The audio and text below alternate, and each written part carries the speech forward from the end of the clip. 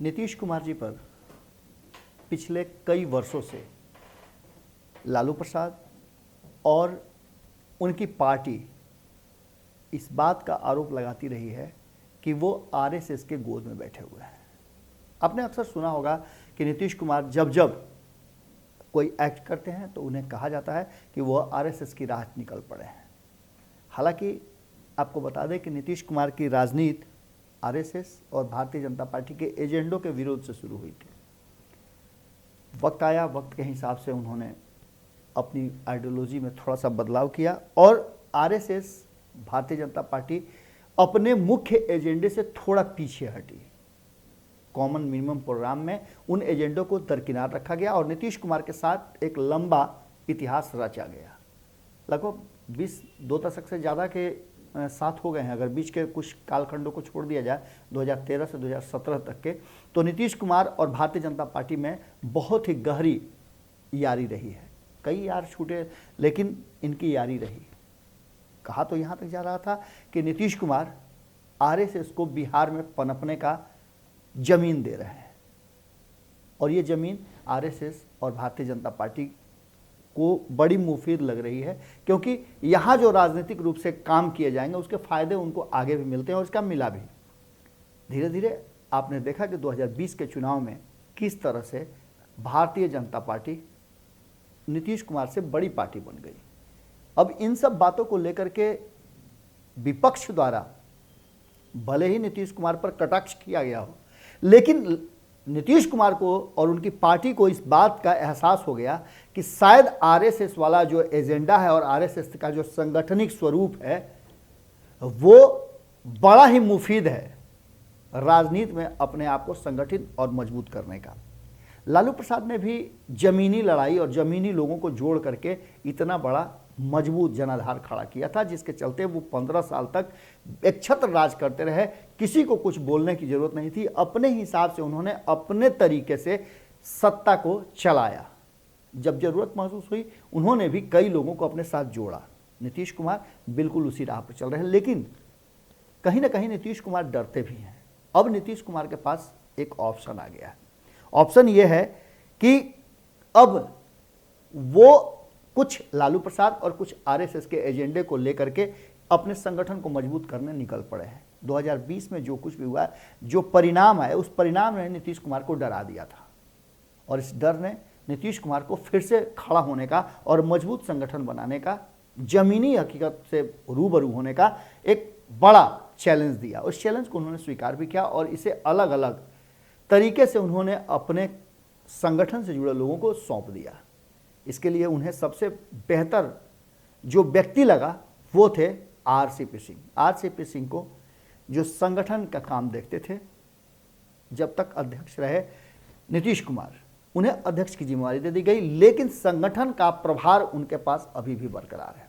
आपको पता होगा कि किस तरह से लगातार प्रशिक्षण शिविर किए जा रहे हैं और ये प्रशिक्षण शिविर ऊपर से लेकर नीचे तक एकदम अंतिम कार्यकर्ता तक पहुंचाया जा रहा है।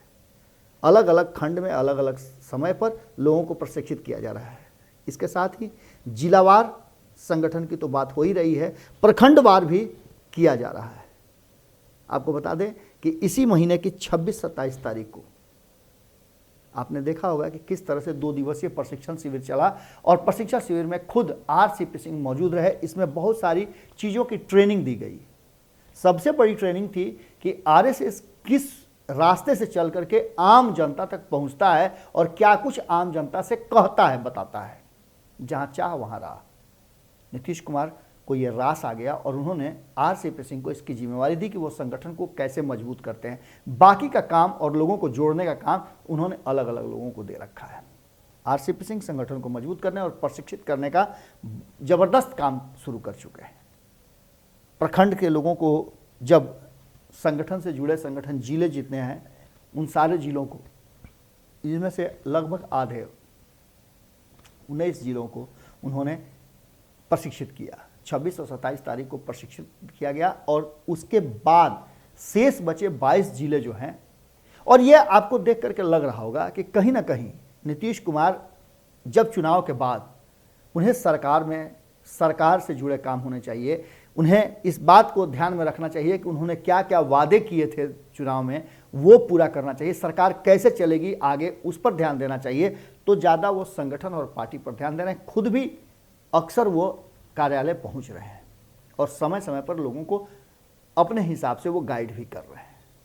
इन सब के बीच में अभी 22 जिलों के जो शेष बचे हुए हैं, 38 जिलों के बाद जो पुलिस जिले हैं उनको मिला दिया जाए तो 22 जिलों के प्रशिक्षण की तिथि भी तय की गई है। और इन लोगों को जो शेष बचे 22 जिले हैं उनको 3 और 4 अप्रैल को प्रशिक्षित किया जाएगा, प्रशिक्षण दिया जाएगा।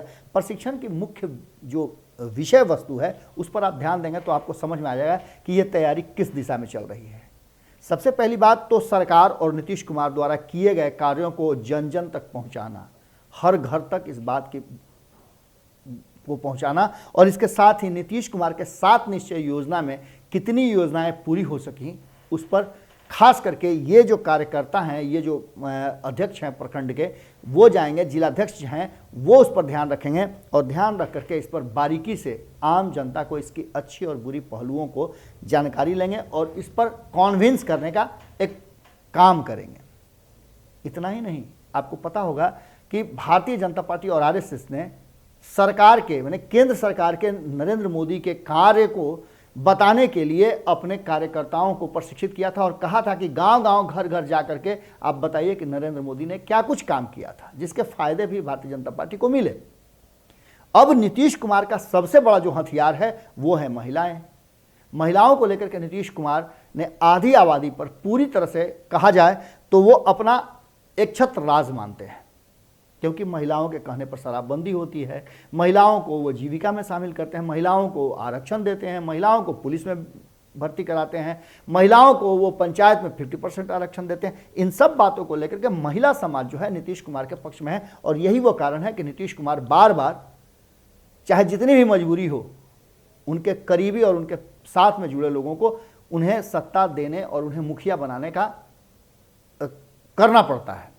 इन सब बातों को लेकर के जो प्रशिक्षण दिया जा रहा है उसमें व्यवहारिक, सामाजिक, विधि व्यवस्था को से लेकर के जुड़ा हुआ, इसके साथ से पुलिस व्यवस्था को लेकर के भी बहुत सारी बातें हैं, प्रशासनिक बातों को लेकर के प्रशिक्षित किया जाएगा।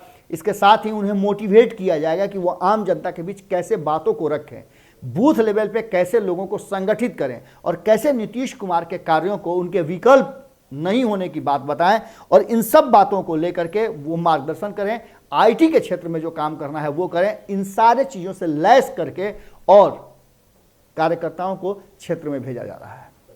इसे देख करके एक बात तो पता चल रही है कि कहीं ना कहीं इसका सीधा सा मतलब है कि नीतीश कुमार पूरी तरह से तैयार हैं और ये तैयारी कहीं भी आने वाले 2024 और 25 की नहीं, बल्कि जितना जल्दी हो सके अपने आप को संगठित करके किसी भी क्षण चुनाव में उतरने के लिए पार्टी और संगठन पूरी तरह से तैयार रहे, इसकी तैयारी हो रही है। अब देखने वाली बात होगी कि आरएसएस के राह पर निकली जो भारतीय जनता पार्टी की राह को छोड़ करके आरएसएस वाले सांगठनिक राह पर जो निकली है जदयू, और इसमें पूरी तरह से आरसीपी सिंह प्रशिक्षित कर रहे हैं, प्रशिक्षण दे रहे हैं और एक बड़ा ही स्टेट फॉरवर्ड उनका डिसीजन है। उस डिसीजन को लेकर के वो कितना ज़्यादा सक्षम हो पाते हैं, कितना सफल होती है जदयू इस एजेंडे को लेकर के, ये भी बातें करना होगा। आपको याद होगा कि आरएसएस की तर्ज पर कभी तेज प्रताप में भी